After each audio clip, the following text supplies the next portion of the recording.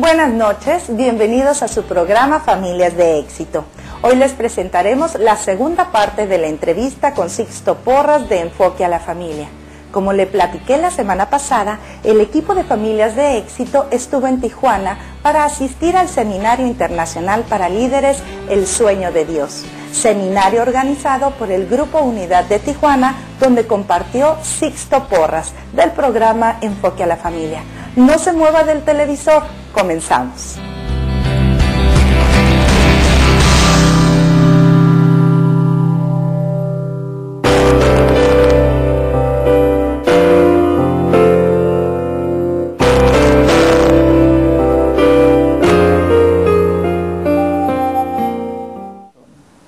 Has mencionado a Dios.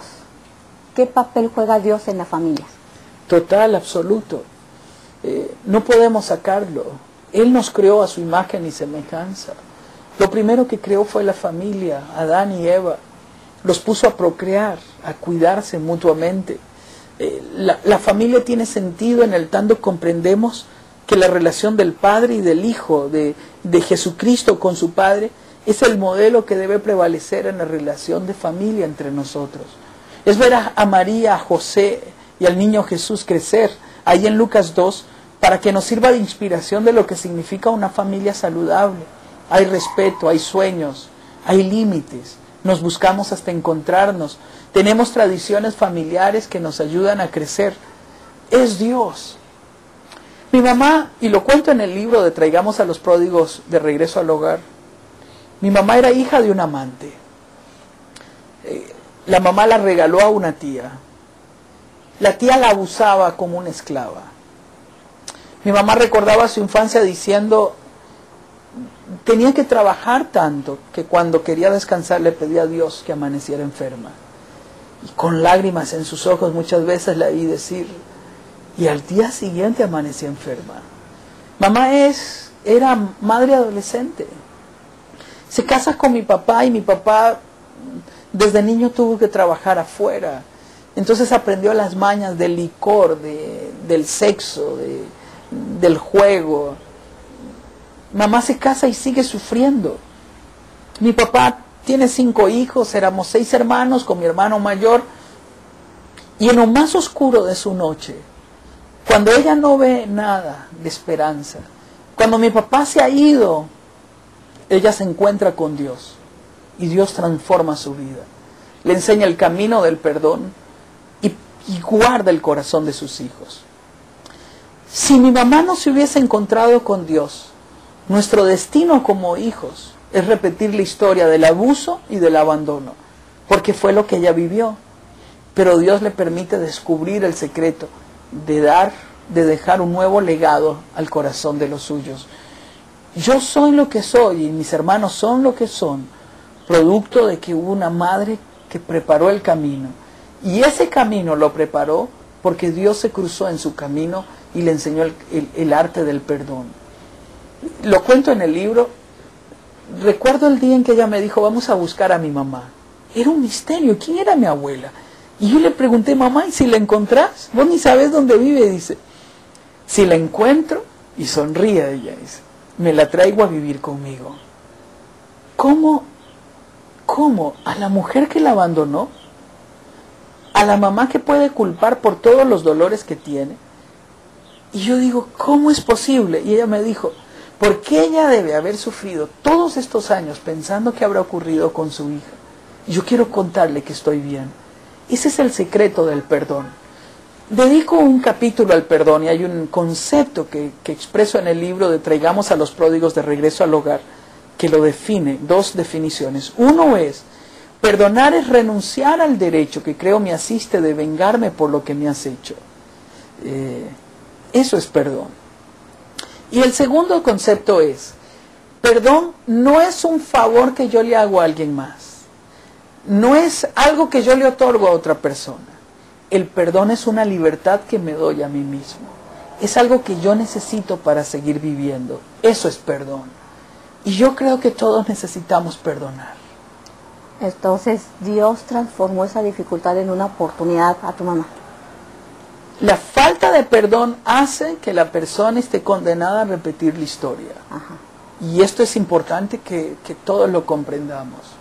La falta de perdón no solamente me hace una víctima, sino me condena a que sin querer yo llegue a repetir la historia de dolor. El perdón me permite sembrar una nueva esperanza para mi vida y cambia mi lamento en baile, cambia mi reclamo en gratitud y cambia mi amargura en gozo.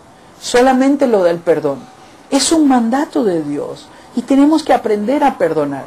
No es un sentimiento, es un ejercicio de la voluntad. Yo decido perdonar y sosteniendo este perdón en el tiempo, un día producirá nuevos sentimientos. En algún momento de la vida, cuando éramos niños, mi mamá podía haberse vengado de mi papá por lo que le hacía con nosotros, que es una artimaña que usan muchos padres y madres, de poner a los hijos en contra para que sepan la clase de padre que tienen. Susurraba al oído: ustedes tienen el mejor papá del mundo. Y mi papá andaba con mujeres, andaba alcoholizándose, andaba jugando su salario. Y uno pregunta, ¿por qué esta mujer decía que teníamos el mejor papá del mundo? ¿Sabe por qué? Porque ella había encontrado el arte del perdón. Ese camino que otorga libertad, ese camino que nos permite no vivir en función de los errores de los demás, sino en función de la libertad que yo merezco. Ella, cada vez que hablaba bien de mi papá, estaba construyendo en el corazón de aquellos niños el concepto correcto de lo que era ser hombre. Por eso, una persona que perdona cambia la historia de su generación. Yo estoy aquí hablando con ustedes producto de que ella escribió una nueva historia en nuestras vidas. Yo tengo el mejor papá del mundo. Es un hombre de 83 años, un hombre trabajador, esforzado, valiente, enamorado de sus hijos, de sus nietos. Y me lo heredó una mujer que oró y ganó. Pero yo sé que tengo un buen papá desde que soy un niño. Y conozco la historia porque mamá nos la cuenta. Pero no era una historia que ya dolía, era una historia que venía perdonada, era una historia que venía como lección aprendida, en lugar de ser una historia de dolor. Y yo valoro eso y tengo que contarlo, porque posiblemente el 90% de quienes nos ven hoy se identifiquen con esta historia. Y qué sorprendente ver cómo Dios transforma la vida de una mujer y a través de esa mujer, sí, o sea, viene a transformar sus generaciones. Así es. Cada vez que cuento la historia de mi mamá, uno de mis hijos llora y me dice: papá, dice, ¿todo eso sufrió tita Adelita? Yo le dije: todo eso, mi amor. Y se lo cuento con una intención, que ellos entiendan que lo que hoy vivimos y lo que hoy somos es producto de las conquistas de las generaciones que nos antecedieron. Y yo tengo que vivir agradecido con esa herencia que recibí de mi mamá. Es una herencia de libertad, es una herencia de paz, es una herencia que nos permite a nosotros tener una relación personal con Dios, no religiosa, personal con Dios. Es una herencia que me permite ser un padre y un esposo que ama a su familia. Ella me lo enseñó. Tristemente murió a los 57 años. Todavía recuerdo aquel día que la iban a operar. Y dijo: me voy. Le digo: mamá, no puedes morir. Me dice: Dios me dijo que me voy. Esa era su relación con Dios. Mamá, pero no puedes irte. Llorábamos todos. Y dijo una frase que me caló profundamente. Ella dijo: yo sí puedo irme. Porque todo lo que Dios me prometió que mis ojos verían, mis ojos lo vieron. Ya puedo irme tranquila. Y tenía razón. Ella nos vio a todos volver al camino de Dios. Y sus sueños, sus anhelos se hicieron realidad producto de que fue una mujer que puso en Dios su confianza. Sixto Porras estudió en la Facultad de Derecho de Costa Rica.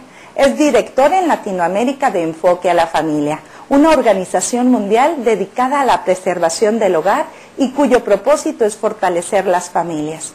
Enfoque a la Familia es también una entidad reconocida por el Consejo Económico y Social de las Naciones Unidas. Vamos a un corte y regresamos con Sixto Porras.